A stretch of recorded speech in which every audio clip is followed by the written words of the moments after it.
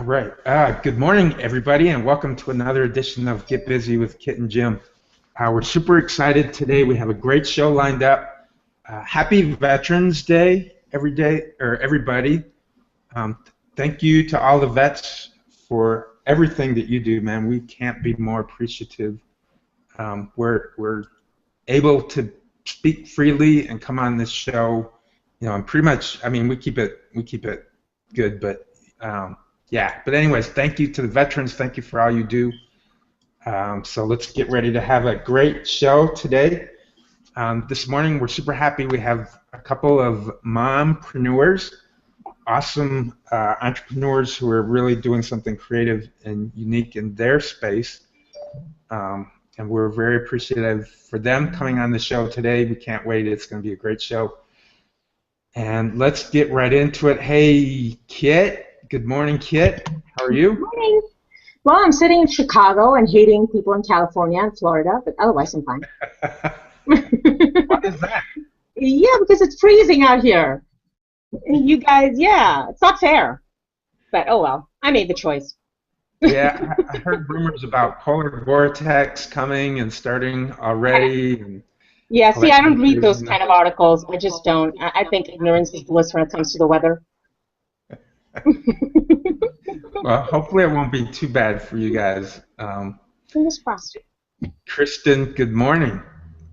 Good morning. How are you this morning? Oh, good. Doing great. Thanks. Excellent. I'm excited. We're going to have a couple of really cool people to talk to. Mompreneurs. Mompreneurs. Awesome. Yes. Mompreneurs rule the universe, right? That's right. So let's start with Gail. Good morning, Gail. Good morning, Jim. Good morning, Kristen. What a great surprise. I didn't know you were going to be on the show, and then all of a sudden you were there. Hi, it's so good to see you. Thanks. That's the wonderful thing about Get Busy panel is that you never quite know who's going to be able to come because we have so many people that Kit and Jim have invited to come, be part of our little world here, and so it's always a grab basket. It's fun. It's great. Well, I'm glad to be with you in person, and it's so great to meet Carrie, and of course, so wonderful to be with Kitty and you, Jim. I'm so delighted to have that you had me on the show. Looking forward to the conversation. Thank you. Well, we're delighted to have you. And Carrie, good morning. How are you this morning? I'm great. I guess I should unmute myself and say hello. And yeah, I said hi to everybody else in the green room, but Kristen just hopped in the nick of time, apparently with some sort of mommy emergency as well. So hi, nice to meet you kind of in person. That's right. Nice to meet you too. So, all right. Yeah, on Get Busy, we're all about it. We jump right into it. So on Get Busy, we always like to bring successful guests onto the show and have them kind of share their superpowers with our audience. So Gail and Carrie, what would you say are your superpowers? And jump right in, either one of you. All right, go ahead, Carrie. Oh, should I have been more prepared for this question? I thought, yeah, what are my superpowers? I think my superpowers, beyond probably my biggest superpower, is the ability to maintain an attitude of fun and lightheartedness, mostly no matter what. And then, but I think every mom's superpower is just being able to have 100 plates in the air while riding a unicycle is what it's like to be a mompreneur, and I'm getting pretty good at that. So I want to, metaphorically, I can't actually ride a unicycle, but yeah, I think that's it. Is just being able to, have a lot of things going on and still manage to move forward in your life and business. Hey, Carrie, I'm impressed because you've got 3 kids, the youngest 4, the oldest 10. They're at home with you right now, and there's not massive craziness going on in the background. So kudos to you for that. That's a superpower for sure. Well, there might be. You know, you don't know. I could have them locked. If I had a basement, they might be locked in there. But they're away in a back bedroom, allowed to watch cartoons today. And so, yeah. So everyone's happy right now. That's great. Hey, Gail. Gail, what would you say is your superpower? Well, I would say I think the quality that gets me the furthest is just having the ability to connect in with my own inner knowing or my own inner wisdom, and being able to trust that and follow what it says. Now, that doesn't always happen, but you know, when I get off course, I can catch it pretty quickly and then just come back and listen in again. I think it keeps me moving in the right direction. Hey, Gail. Oh, that's awesome. Yeah, I love that. Every superhero has their kryptonite. So what would you say, Gail, is your kryptonite? Yeah, I saw that on the, the list of questions there. That was a good one. I'd say my kryptonite, oh yeah, definitely. My kryptonite is that I could tend to be a worrier. You know, I don't know where I got that from, but I could tend to worry about things. And I think that that's why I've, you know, worked so hard or really made it a priority for myself and my life to be able to connect in with my intuition or my inner wisdom, because the worrying is always like getting me off track. So that would be my kryptonite. Great. Hey, Carrie, how about you? What would you say is your kryptonite?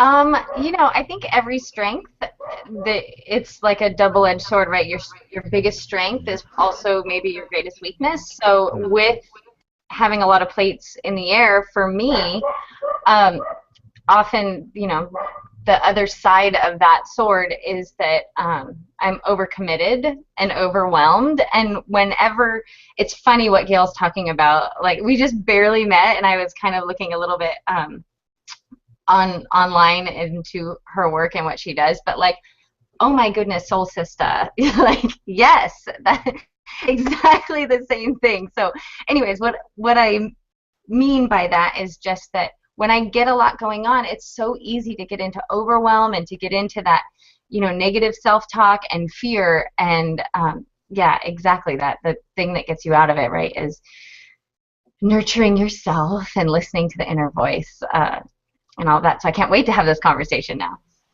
Well, you know what? If it's okay if I jump in, my first book is actually a self-help book, and it's called Your Heart Knows the Answer. And it teaches you how to connect in with your own inner wisdom and learn how to distinguish your own intuition. You know, there are many words for it, but learning how to distinguish that inner knowing from everything else, from your thoughts, your feelings, that negative inner chatter we have running around inside our heads. And I mean, that book just poured out of me. I had to write it because I think the writing of it really helped me to learn how to connect in with my inner knowing and not listen to that worry. I was really, that's what it was. I don't know where I got it from. I think my mother was a worrier. But, you know, at some point it doesn't matter where you get it from. But I wrote that book because, you know how they say you teach what you need to learn? And it's so true, because it really is, like you said, the other side of the same, you know, the sword, you know, on both ends. It's like I really have developed the ability to check in with my own inner knowing. And I think I always had it. You know, I think that people, you know, we have this inner wisdom, and we have to learn how to hear it, and then we have to have the courage to be able to follow it. And I think I always was pretty tuned in. I just was born that way. I'm just sensitive to that inner knowing, but I just wouldn't trust it, you know, and the worry would take me. And so it's balancing those both sides of the sword. But that's why I wrote the book, because I struggled with it. Yeah. Amen to that. I think you're singing the song that, like, you're speaking my language. The fact you just use that phrase, you teach what you most need to learn, and I know that. And I used to be afraid to tell people that it was, like, I wanted to be able to teach it without sharing my vulnerability with it. I felt like I wasn't an expert if I couldn't come across as an expert if I shared like how jacked up I really am. If I shared that that's my struggle too. But holy crap, yeah, you're just saying similar, we'll get to my book, I'm sure, but I'm just launching a book that it's a self-help book, but it was self-help. And same with my show. All the work now that I'm putting out in the world, like it's selfish work. I'm doing it for me to help myself, but I figure as long as I'm getting help, I might as well share it. And right, that is where the really cool stuff happens. That's where, holy crap, I actually am teaching what I most need to learn, because as I am journeying through the process of learning it, I'm sharing it. And that's all teaching really is, right? Is, I mean, it's facilitating change, but I believe it's making a connection and sharing your journey, and somebody else can grow from. It gives permission. When I share my journey, it gives other people permission to say, oh my gosh, I'm going through that too. And that's exactly what you just did for me. It was like, amen and hallelujah.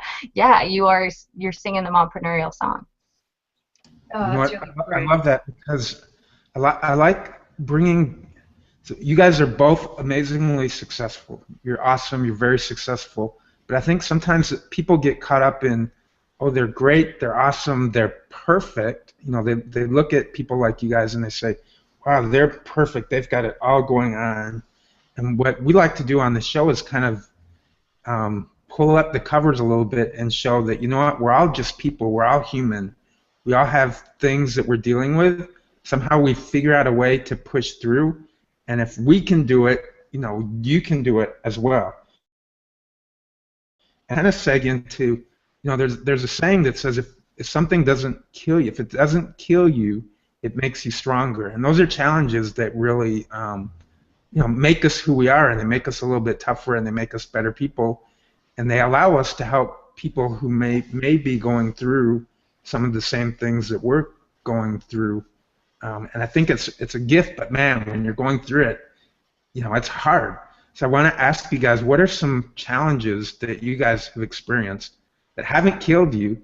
They've made you stronger. Now that you're on the other side, you feel a whole lot better. But boy, it wasn't fun, going through those things. So, Gail, you want to jump in? Yeah, sure. Yeah, this was tough. I actually lost my twin girls.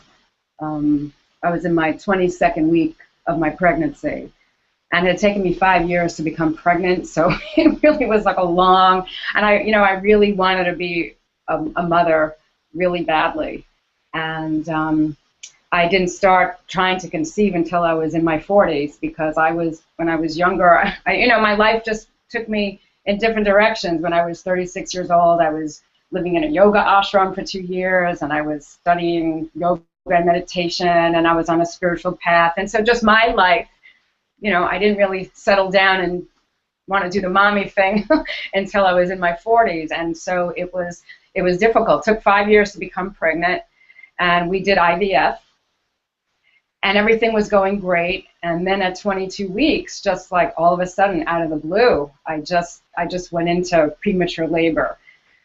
And it was really, it was devastating. It really was. I lost my girls, and they were born alive. They lived for about 2 hours. And it was really tough to get through that. It just like, I wrote a piece about this too, but it's like I had this, I just knew that in my life, like, gosh, I don't usually well up about this because it happened such a long time ago, and I've talked about it. But it's like I just had this knowing in my life that I had to be a mom. I had to be a mother. There was just no two ways about it. And so when I lost the twins, talk about that inner knowing again. It's like I knew that I was going to be a mother. There was just no question about that. But I also knew that in order for that to happen, in order to create space for whatever, how the next, and we had looked into adoption already at that point, but then I got pregnant. I just knew that I had to, like, just just hit rock bottom. I mean, just in the sense that I needed to actually embrace it. I had to embrace the fear, the devastation, the rage, the absolute, just like the grief, you know. It was incredible. But and I made it my life project. It's like I said, okay. And this was right before I just finished writing the first book. I mean, I didn't have the publisher yet or anything, but the manuscript was almost done. And I just gave myself that space, and I didn't do anything else. And I just said, okay, now I'm going to allow myself to grieve and to whatever. And I did that. And, you know, it took about 6 months, you know, to get through the whole process. And then, so anyway, without going on and on, I'd say that was the most difficult thing. But such good came out of it because, well, for one thing, I couldn't imagine. We ended up adopting my son about a year later, and I mean, I couldn't even imagine my life without my son, this particular son, you know. And it also, you know, led me to finishing my first book. I remember writing the introduction after I got over the grieving process, and then got a publisher for that. And then even with my second book now, Finding Zoe, it's actually it's my co-author's memoir. She's a deaf woman and a former Miss Deaf America, and the story is about her journey to self-acceptance and to also finding her daughter, who she adopted, who's also deaf. And I was drawn to that project because of my own experiences with my son Lucas. The adoption process, it felt like it was my own private miracle. You know, it just worked so beautifully, especially after all the difficulties that we had. And I had wanted to write about adoption someday, but not through the telling of my son's own personal story. You know, that just didn't seem right. And then I hooked up with my co-author, Brandi Rarus, and it's just this, you know, without going into the whole story about the book, it's just been the most incredible experience of my life writing this book. And Kristen has read the book, and Kitty has read the book, so they know what I'm talking about. But it never would have happened if that difficult period didn't happen to me. So, you know, I just always look for how can we grow? How can we grow? What can we learn? How do these difficult times, you know, how do they make us better? How was it the need? The need of the situation, you know, how was this right for me, that it made me more fully who I am, and that I'd be living my life to the fullest potential. And, you know, I've learned that, I've grown from it, and I see how that is true for myself. Yeah, you know what, Gail, that is amazing. It's great when you can go through a tragedy and just embrace it and turn it around and make it, you know, as painful and as awful as it was, the ability to turn it around and make it into something positive is really, it's a great thing. And just so you know, FYI, I was adopted as well. So, yeah, I can totally appreciate what you're doing. So, Carrie, challenges. So we didn't know we were going to get like all misty-eyed on this show.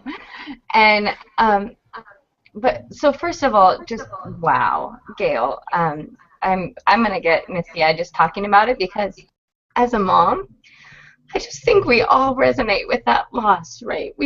And James is shaking her head, Jim's shaking his head, and he's not a mom. You know, so just as a human being, right? We resonate with that deep sense of loss, and I just want to I think point out, right? This is like the woman warrior journey, but that you have a choice. You had this choice. You had a choice of self-identifying as a victim, right? And as someone who and not that that's that story, that's always going to be part of your story, but it's what you're choosing to do with it, right? You're choosing to take that and teach from it and grow from it and really do those two little girls justice, give their life I guess, you know, purpose and meaning, right? That going through that gave your life purpose and meaning. And so I just want to really commend you on that. And sometimes we get so we're so stuck in who we are that we don't recognize, right? We don't give ourselves permission to just like celebrate our own awesomeness. So I celebrate you and tell you that is your choice of perspective and how you've chosen to take that incident and grow from it and, you know, move forward from it and not just get stuck in that space of your life forever is commendable. So give yourself a little pat on the back and and say yay you. But then to answer your question, so I forgot the question. It was tell me again, Jim. Oh, yes, Carrie. So, you know, what doesn't kill you makes you stronger. Obviously, that was a very moving story. Must be Yeah. super. You're super woman now, Gail. So, for you, Carrie, what is some obstacle or challenge that you went through that didn't kill you and has now definitely made you stronger? So there's lots of them, but I'm actually going to kind of piggyback on Gail's story, and that is just childbirth, drug-free childbirth, and really the whole journey that led up to that, right, with the being pregnant and uncomfortable and carrying around this other little life that I knew was, and I've done it 3 times, but each time I didn't like being pregnant and kind of resisted the whole pregnancy process and like, yeah, I like to feel the baby moving, but there was just really this like really resistance on my part to getting bigger and to getting heavier and to getting uncomfortable and all of that. And then to go through the process of childbirth, which itself is not comfortable. But also, I feel like with at least in my experience, I was lucky to have fairly easy births. And when I say easy, just no complications. I didn't need a C-section. Now that I say that, I'm going to go ahead and say maybe they weren't so easy. My kids were kind of big, and my girls both had the cord wrapped around their neck, and they all came out sunny side up, which if that just means instead of being face down, they were faced up, so it was a little like rougher ride down the birth canal. But even having said that, the reason I'm bringing it up is just that whole experience, right, is like the, and I used to teach this with my runners when I coach cross country and track, is just that pain comes in waves, and I think your life works that way. Like things, you know, the bad things come, but then there's a wave of good that comes after, at least a wave of relief that comes after, and that's just so like visceral and apparent in childbirth. And then at the end of it, you have this amazing little child, right? And you think, oh, wow, okay, well, that's the end of that journey. But really, it's just the beginning. Right? It's the beginning of a whole nother journey. So I guess that's it for me, is just what doesn't kill you makes you stronger, is just really recognizing whether that's been in my athletic pursuits or if it's, I love, the image of childbirth because it's so tangible for so many of us. But really, it's just about recognizing, you know, whatever it is that life throws at you, pain comes in waves, you know, and if I can just breathe through this contraction, like it'll be okay on the other side of it. Can I jump in? Is that okay, guys? Mm-hmm. I just, first of all, Carrie, thank you so much for your just your knowing, you know, your empathy and support as a mother. I really felt your compassion for me, and it just like, thank you so much. The other thing is when you use like the your contraction as a metaphor, I just think that's so cool. I think that's fantastic. Like I want to use that, you know, because it just, you know, like whatever it is, like stuff happens in life, and just to be able to breathe through it. And I think it's so perfect for you because the question was, you know, what doesn't kill you make you stronger, and you gave the example of childbirth, and then to use that metaphor for other challenges that happen for you in your life. I mean, I'm going to use it too. I hope you don't mind if I borrow that. But I think that's just brilliant for you personally. It fits. You know what I mean, guys? Like how it's just so perfect for her. Yes, actually, it's funny because when Carrie was talking, that kind of stuck with me, and I was actually making a quote out of the same thing that she said, pain comes in waves. So I think, I don't know, maybe it's the writer or something in me that I immediately picked on that, and I guess Gail too could kind of sense that immediately. But oh my God, this is such a wonderful discussion. Carry on. I'll mute myself. Well, oh, that's my dog barking. Well, it's funny, right? Because that came from before childbirth, right? That was my experience as a track and cross country coach with runners, right? And recognizing if you're running a distance race, that's my background before I became a mom and a writer and a coach and all the things that or life coach, I guess if I was a coach, is like, you guys, yeah, and that's why, oh my gosh, another metaphor, at you, but that's why it's so important to journey together. So with the runners, I was like, this is why we are on a team. This is why we're running together, and it's so much easier to hang on than it is to catch up. But you would notice running, and you guys, I'm getting goosebumps talking about this, so I'm resonating truth here, people, pay attention. But is when you're running next to somebody, and say you're running a race, you're running really hard, you're going to have a time when you feel bad. Your job is just to say, like, come on, stay with me. And then you're going to inevitably, like, your feeling good is going to end, and you're going to start to hurt.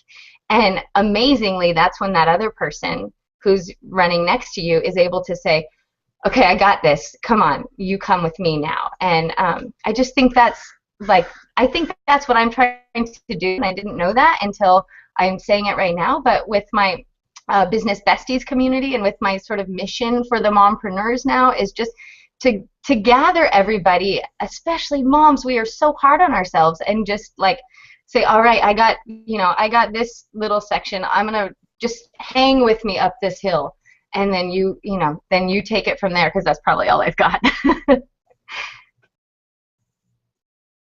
Yeah, you know what, Carrie, I love that. So it's a coming together, and not to be all sexist or anything, but I think you women do that oftentimes in a different way. I mean, I guess we all have our ways of bonding, but wow, you guys bond and network and socialize in such an amazing way that it's just great. So I want to jump. Not completely jump, but I want to jump a little bit into the book world, because you're both authors. You're both very accomplished writers, actually. And I know, Carrie, you're working on a book right now, so I'd like to talk a little bit about that. Maybe a little bit about the book that you wrote already. And Gail, of course, Finding Zoe. So you've both written books, and are in the process of writing a book. What inspires you? What inspired you to come up with the story, and what inspires you as you're writing the book?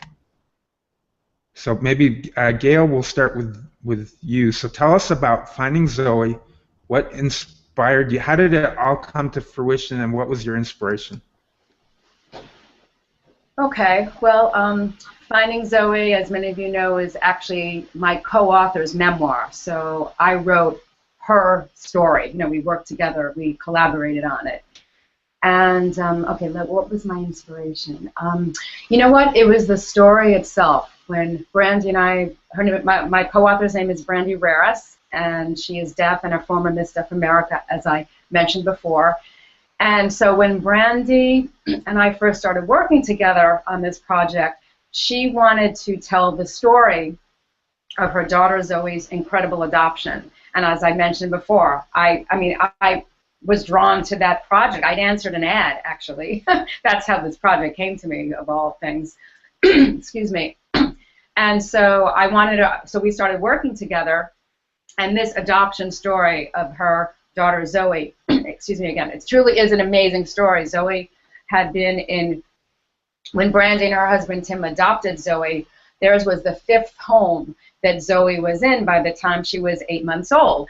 And Brandi didn't know very much about the story, and so I had to find out. I had to start doing the interviewing, but she knew enough to know that it was a great story, and it truly is. It's just the serendipity and the perfection of it, how all the needs met and everything happened for the best. There was a lot of heartache and agony for a lot of people, but this little girl Zoe was guided to where the home that was truly hers. So Brandi wanted to tell this adoption story, and she told me when we first started working together, and I had never met a deaf person in my life, she said to me that the fact that she is deaf and that Zoe is deaf had very little to do with the story. So I was like, talk about my inner wisdom. I was like, well, all right, we'll see. Okay, I'll remain open here. And as I started interviewing her and her husband and everybody else, it just became really clear to me really quickly on that the fact that she was deaf and Zoe was deaf had everything to do with the story. And not only that, but that this was her story, that this was actually, it needed to be her story, her memoir, and that this incredible adoption story was actually part of this larger story of Brandi's experiences growing up deaf in America and just being deaf. I had studied deaf culture and deaf history to learn about it, and I was just, I can't even tell you how blown away I was by what deaf people have gone through just to be human. It was just inconceivable to me. And then it turned out that Brandi herself was Miss Deaf America during the most critical time in deaf history, 1988, during the Gallaudet uprising, without going into details, but it was just this monumental event in deaf history. And so she was Miss Deaf America during that time, and her husband, Tim, was actually a leader in this amazing event that happened, the Gallaudet uprising. And I was reading this, so it was not only was deaf history, culture and history so incredible, but the major role that Brandi and her husband played. And I just was like, I can't believe this. This is like a really important book. This is just not some incredible adoption story. And the adoption story was incredible enough. And I know that Kitty and Kristen could attest to it because they've actually read the book. But in terms of my inspiration, once I realized what this story really was, it was this unbelievable adoption story, but just to get Brandi's story out in the world as a deaf person and what she had gone through and what deaf people have gone through, it was such a revelation to me that I felt if I felt this way, then every other hearing person in the world that I knew would have to feel this way too. It was just incredible. And it became, and of course, so Brandi and I talked about this, and she agreed right away. She understood. We discussed it, and she saw, yeah. And it took some, adjusting on her part, because she didn't even think she was going to be in the book. She didn't even want it to be her about anything to do with her at all, very much, just that she was the mother of Zoe. And I just sat down with her. I said, Brandi, we have to talk. This is your book, you have to be in it. You're the star. This is your story. And she saw that, she agreed with me. And so just to get this story out into the world has just been fueling me really for the last 5 years. I think I'm starting to sort of shift in. I was telling this to Jim before, that to maybe start making room for another project right now. But I've just been living and breathing. It's like my mission in life to get this story out into the world. It's bigger than me. It's bigger than Brandi. It's just, this story has to be told for so many different reasons. And so that's my inspiration. Wow. Okay, I'm completely blown away. So I have a really quick kind of follow-up question, Gail. So as you were talking about this, it dawned on me, how hard was it? Because you were talking about interviewing. How hard was it for that process to happen, for you to actually communicate? Do you know what I mean? I'm sorry, communicate.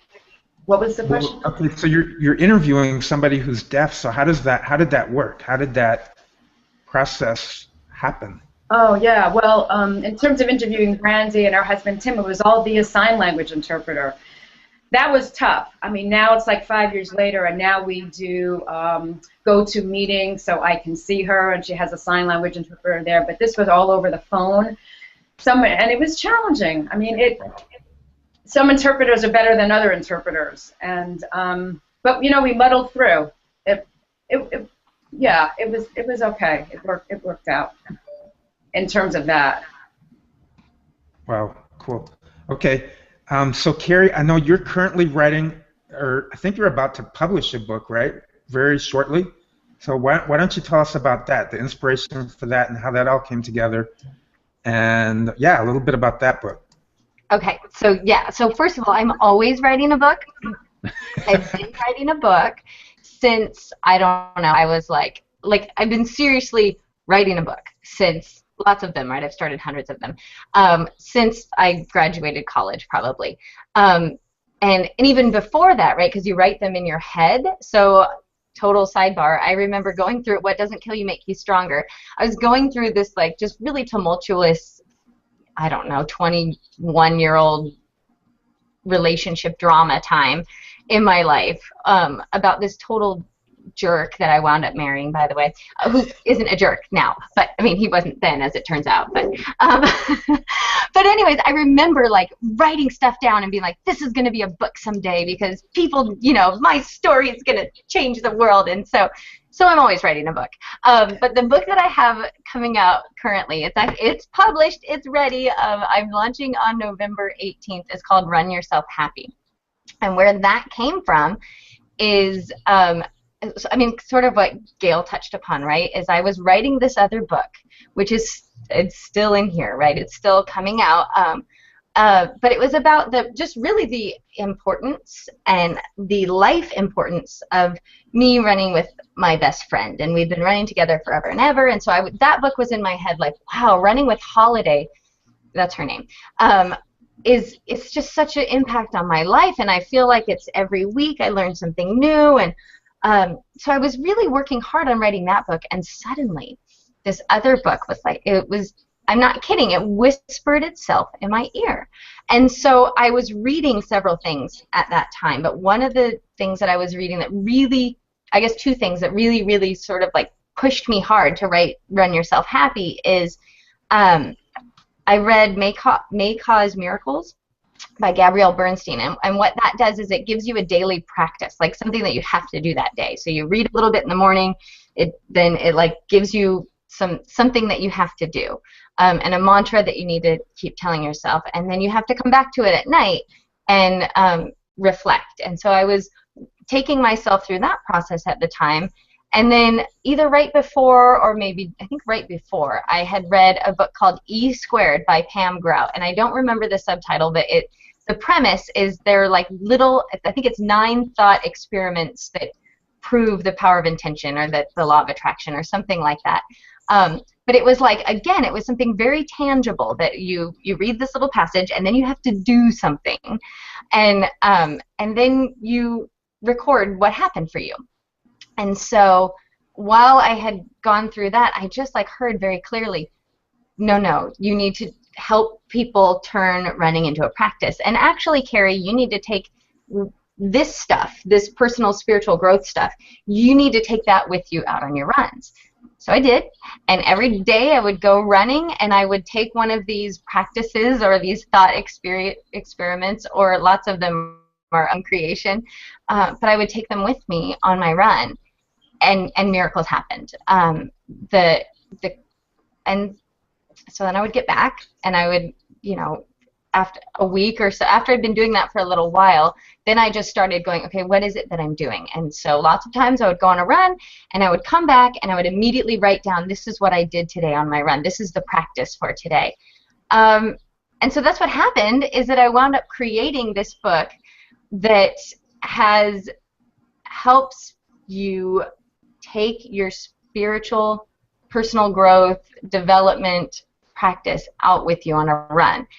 And the cool thing about that is, right, because you're running, which, I mean, we could get into like the cool scientific stuff that happens while you're running, but just running in itself is a meditative practice. If you're doing it without, you know, listening to earbuds or something in your ear, but you're just out in nature, which is just another like really important thing for your meditative practice or for your overall happiness, is to get out into the world and in fresh air. But there is such an energy shift that happens on a run anyway. You know, there's something so symbolic about stepping over the threshold, right? Leaving one space of energy and moving forward out into the world in a different energy. And so why not do that with a really clear intention and with a pretty, I'm going to be honest, it's a pretty cool bag of tricks that I that I have in that book, but that's what it's about. And so I wound up coming up with really a 5-week program to getting yourself right. Gail, we were just talking about what's my Achilles heel. It's anxiety. So it's a 5-week program to release anxiety and create space for miracles. And yeah, I mean, of course, it happened from me running myself right through it. So yeah, so November 18th is the, I guess, the official launch. That's the day I'm asking everybody to ask everybody to buy it. So I'm calling that a launch. Yeah, that sounds like a great book, a great experience, and I can't wait to learn more about. So here's the thing. I think with the spiritual part of it, even if you're not a runner, I think you can apply it to whatever you do, whatever your thing is, right? If you're not a runner, like I'm not a runner, but I walk. You know, I walk 2 to 3 miles almost every morning. So I can apply the same concepts to that, right? I believe you can probably apply the spiritual concept to whatever you have to do to get out of your head and do your thing, right?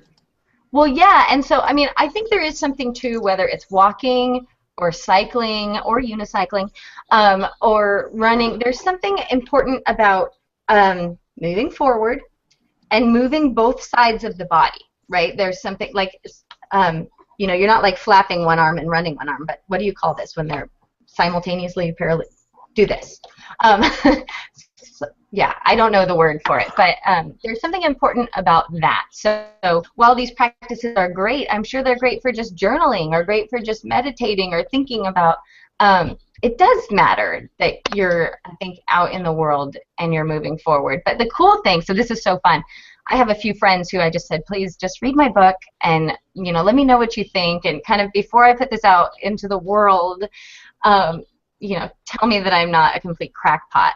And so many people have now told me, all right, I never thought I wanted to run, but now I do. Like you're, you know, so apparently I'm converting people. When I wrote the book, I had the intention that it was for women who already run.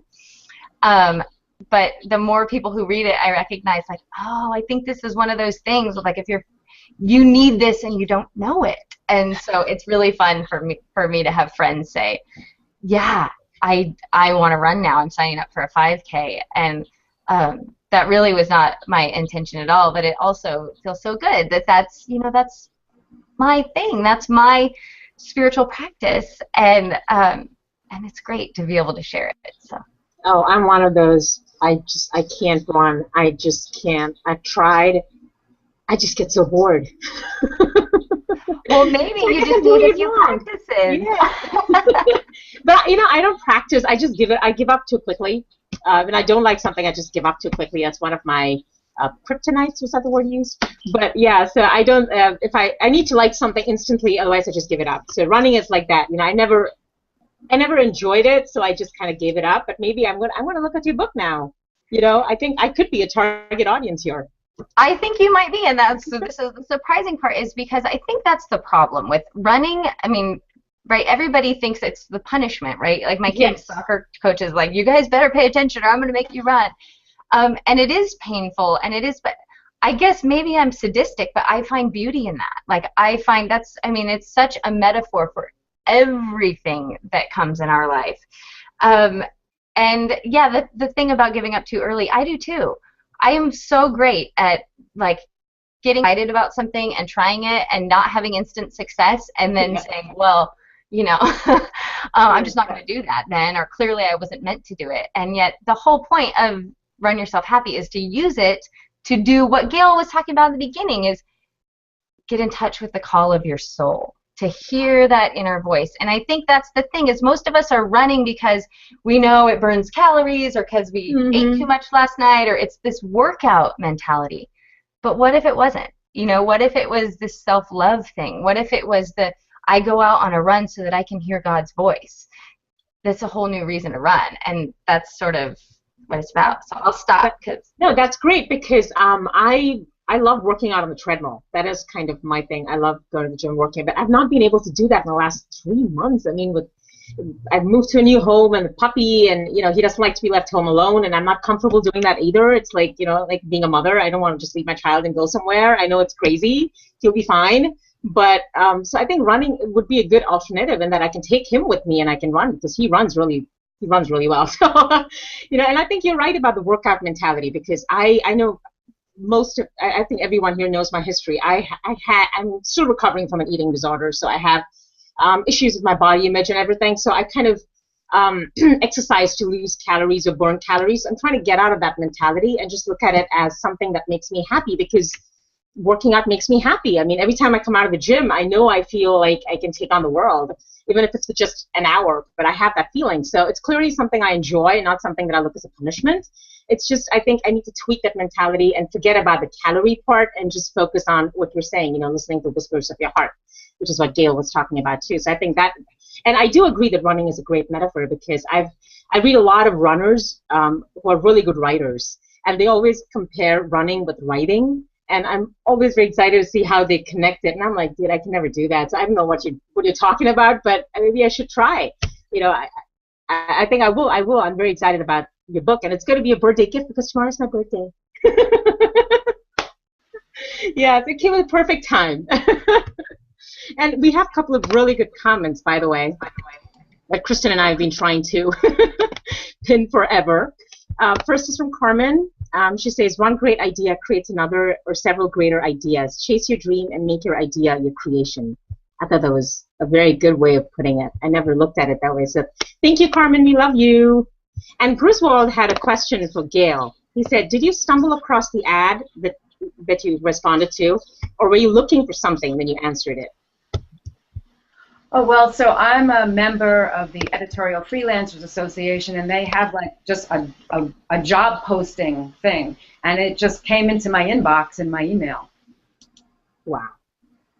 That is like serendipity, huh? It's just, things just all fell together at the right time.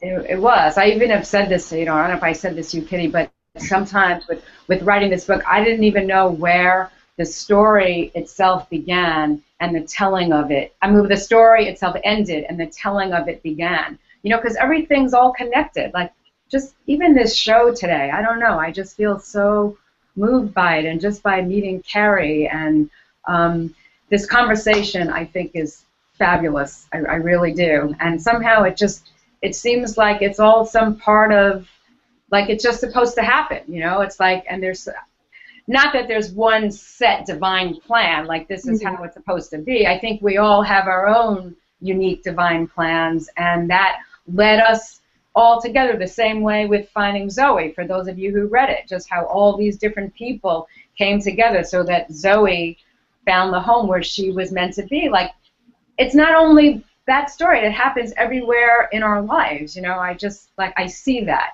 and I just see it right now. This show is just, there's something really special here happening. Something really special is going on. I mean, do you feel it? Yes. I think what happens is when you're going through problems in life, you don't realize that there's a purpose for why you went through each of the problems, and then you go back and you connect the dots. Like, for me, I used to be in the telecom field, and I would have never gotten out of that field and owned my passion for writing if I hadn't fallen prey to an eating disorder. I mean, it was not something I would wish on my worst enemy, but now that I look back, it was that event that really, and I got laid off from work, so I had no choice but to find another approach in my life. And of course, my husband was very supportive of that, so I have to commend him for it. But yeah, it was that event that really pushed me towards where I am today. So, I sometimes feel like people do not give our past enough credit. I think we create a new memory every second, and I think every memory we create is created for a reason, and each of those memories builds up to where you are right now. So I think that is a common theme that I'm noticing in today's show. With even Kristen has gone through stuff, Jim has gone through stuff, and so I think it resonates with all of us. How things just sometimes the universe just comes together. It all makes your dreams come true. So I have one question for you, Gail. As a writer myself, what is your greatest challenge when you're writing for someone else? You specialize in telling stories for others. That's what that's how you describe yourself. So, what is the challenge versus writing a story for yourself? Like, say, I write my own memoir versus I write it for someone else. What is your greatest challenge that you face when you're writing that memoir for Brandi, for example? Apart from the death part, that's just that's separate. But just writing a story, telling someone else's story. What is your greatest challenge that you faced? Well, I've only done it this one time so far, and it's like I can't say that I actually had a challenge. I don't know if maybe it was just this particular project had my name on it, but it just seemed to really flow. I mean, it was a lot of work. It was certainly hard work, but somehow I think Brandi and I just resonated on some level that it was really very easy for me to just step in and be her. I don't know if that would happen all the time. You know what I'm saying? This was really the first one that I've done, so I don't know how it will be the next time. Mm-hmm. But it just, the writing itself was not difficult. Oh, so you didn't feel disconnected from your own voice, for example, when you're writing for someone else? You didn't feel that? It just kind of meshed very well for you? Yeah. Okay. It was just one of these things particularly. I would just write a chapter, and I don't know. It was just sort of this cosmic thing, I think. That's why the book just came out the way that it did. But I just felt like I would, Brandi would tell me these different things. This happened, that happened, this happened, that happened. And then I would go and I would write, and I would, give all these, revelations that she had. And she was like, you're right, you're right, you're right. It seemed to happen with this particular project. It's some very cosmic thing. Well, it's a beautiful book. I loved it. It's a tribute to love. That's what I call it, and everyone should read it. Thank you. It's really, like you said, it's beyond us. It just encompasses the whole world.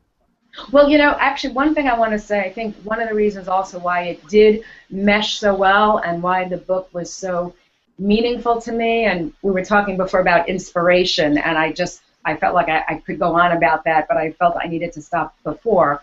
But one of the other things that was so inspirational for me about it was really such an incredible opportunity for me to explore my own spiritual perspectives on life through the telling of Brandi's story. So in a sense, it really was a culmination of all my writing. Like with my first book, it really, in a way, I was talking about the same thing. The first book was really a self-help, how to connect into your own inner voice and follow its wisdom so that you can have the best life.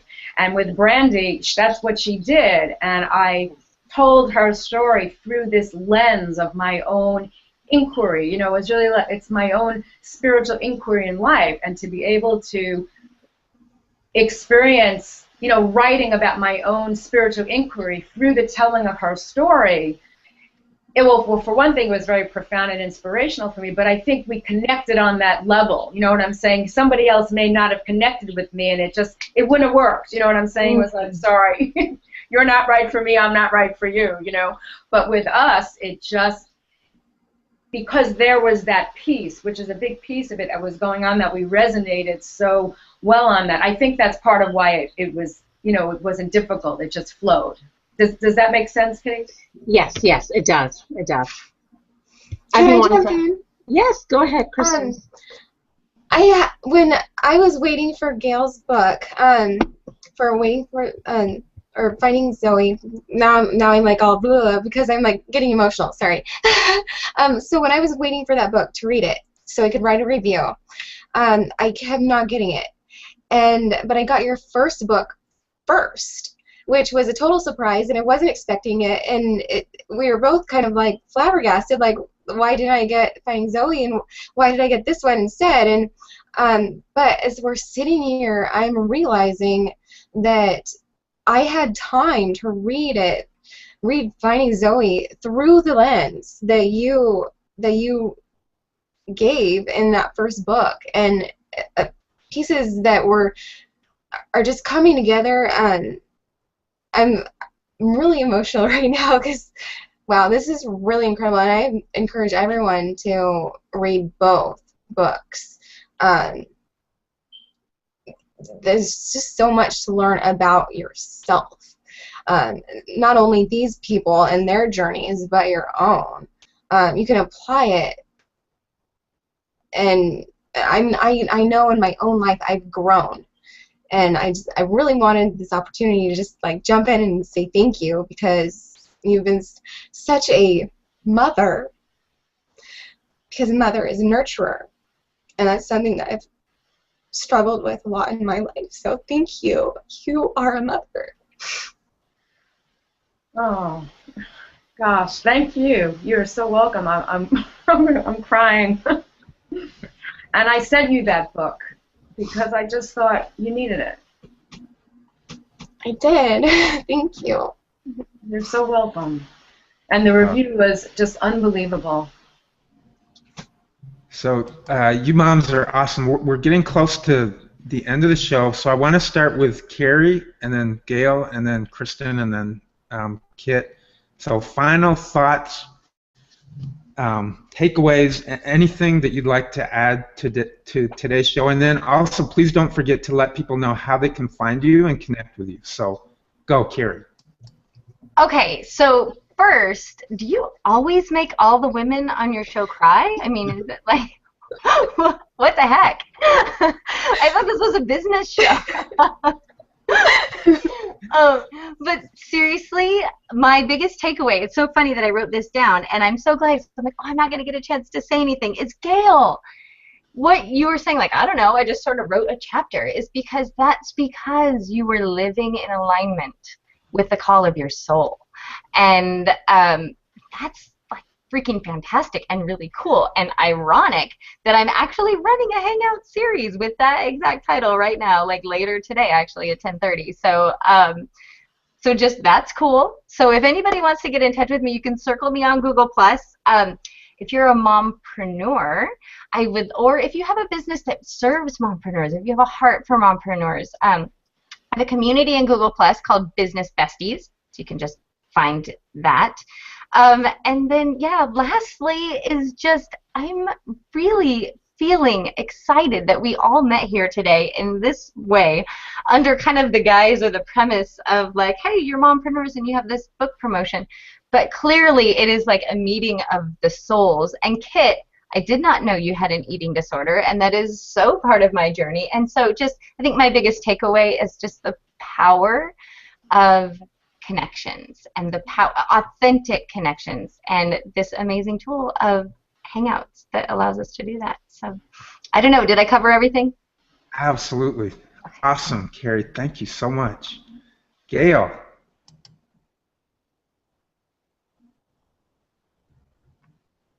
Oh, you're muted. You're muted. Gail, you're muted. Okay, sorry about that. I was just saying that I'm actually breathless. I don't even know what else to say. I'm just like, wow, this was an incredible hangout. And Carrie, I agree with you. I just, like what I was saying before, I just feel like something, I don't know, just something so much bigger than just the hangout. I feel like, you know, like the universe is at play here, the cosmos is at play, and that's what I love to look for, you know, that's what I love to see. That's how I told Brandi's story, you know, it's just, I think that's one of my gifts. Like, I just have that ability to kind of like pull back and see the big picture. So I'm doing that right now. I just, like, Carrie, I mean, we were certainly meant to meet each other, and Kristen, I mean, I just, you know, it's like, it's a really incredible thing when you can actually, you know, be seen by somebody, like really be seen, you know, and it's a great gift.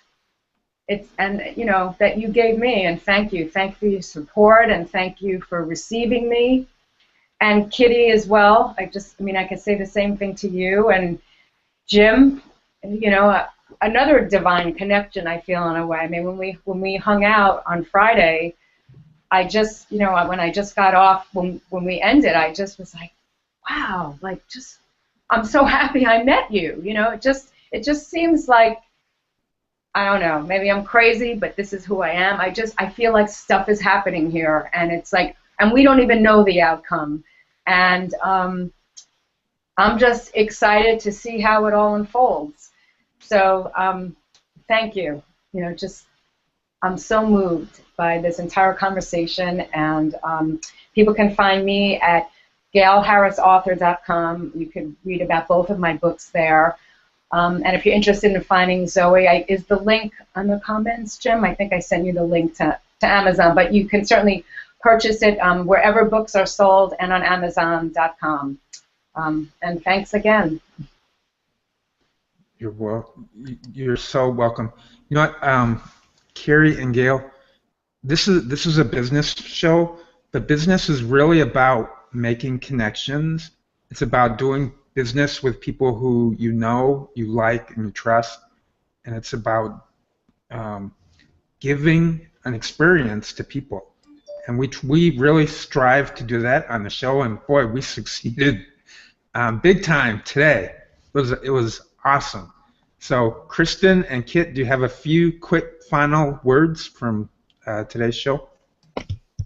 Well, I think an hour, it was just, my key takeaway was an hour is not enough to chat with these two ladies. I have this 10 list of questions that I didn't even get to because they're so amazing, you know. But yeah, Carrie, we love making people cry. That's part of that's our superpower. But I love you, fellow Rambler. I mean, I met you like a week ago, but you're just so amazing. Just looking at you, I want to like jump up, and it's way better than coffee and you know, Red Bull. You have that kind of energy. So thank you for being you. Mwah. And Gail, I told you I was really nervous today, and maybe that's why I didn't talk too much because I hold you in such high esteem. I've tried not to cry today because I don't think the host is supposed to cry, but but I really love you, you know, and keep doing what you're doing because, like Kristen said, you are a nurturer and you're able to see the good in everybody, and that's why Finding Zoe was so good, is because you saw a whole new world without any judgments, and it's that lack of bias that really made that book more than just you know, biography. It's a classic. So I love you. And Kristen, you know, I really hate you because you're such a sweet lady, and I learned so much from you. I have no idea how you always see the beauty in people, but you always do it, and really thank you for being my friend. And Jim, you know I love you, so. Yes. Thank you. Okay, so I guess it's my turn. Gosh, this is just, I've been crying, you know, but Carrie, I'm so excited to watch you today, and see what you have to say and see what you're gonna bring out after this, because everything that we do just snowballs into this bigger thing, and so to see like where you're gonna take it, you know, I'm just really excited for that. And of course, Gail, I've already like blubbered all over you. Gosh, just thank you. Thank you for helping so many people. One of the book reviews that I read on Goodreads, someone said that this should be a book that is required reading in classrooms everywhere, and I totally agree with that. It just, from the cultural side, from the social side, everything, yeah, it needs to be required. And the final thing, other than Kit and Jim, I love you guys, is just that we don't have to make something. The goodness is there. We just have to find it.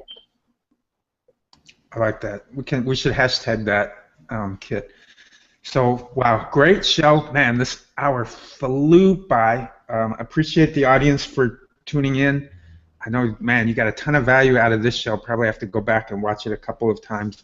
In closing, I just want to put this out there that on Saturday morning, I'm doing a workshop, a free workshop, actually.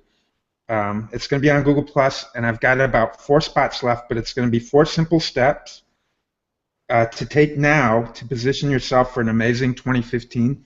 It's actually after this Saturday is the only time it's going to be free. It's going to be a paid workshop after that, but I've got like 3 or 4 spots open, so if anybody wants to jump in, it's on Saturday morning from 8 to 9:30 Pacific time. I'll put a link up in the comment section, but I'm super excited to do that. So 4 simple steps you can take right now to position yourself for an amazing 2015. Thank you. Next week, we're going to have a LinkedIn. We're going to have somebody come in and talk to us about LinkedIn. So it's going to be another great show. Get your LinkedIn learning on. I know a lot of us are in the business world are struggling to kind of figure out how to leverage LinkedIn, and so we'll be able to do that next week with Ioannis. Watts, I think is his last name. So thank you guys. A great show, and we will see you next week right here on Get Busy with Kit and Jim. Bye, everyone.